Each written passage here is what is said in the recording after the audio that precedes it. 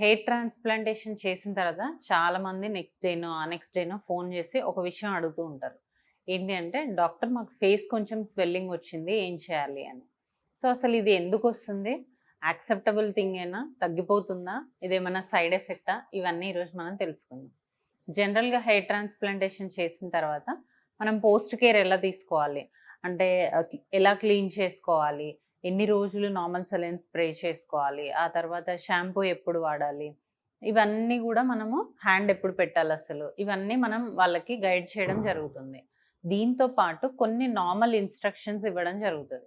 దాంట్లో ఏంటి అంటే ఫస్ట్ థింగ్ వాళ్ళు హెయిర్ ట్రాన్స్‌ప్లాంటేషన్ చేసుకొని వెళ్ళిన తర్వాత ఇన్‌కేస్ చాలామంది దూరం నుంచి వస్తూ ఉంటారు.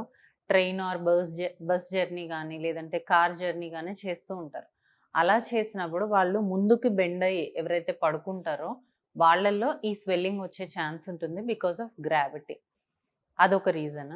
ఇంకా ఏంటి అంటే హెయిర్ ట్రాన్స్‌ప్లాంటేషన్ చేసుకున్న తర్వాత మనకు తల కొంచెం బరువుగా ఉంటుంది బికాస్ ఆఫ్ అనస్థీషియా. సో, వాళ్ళేం జేస్తారు నడుచుకుంటూ ఎళ్లి దేనికైనా గుద్దేసుకుంటూ ఉంటారు తెలీక. సో, ఆ గుద్దుకున్న తర్వాత వాళ్ళకి ఆ ప్రెషర్ గూడా తెలీదనమాట అనస్థీషియా ఉండడం వల్ల. దానివల్ల గూడా స్వెల్లింగ్ వచ్చే ఛాన్స్ ఉంటుంది.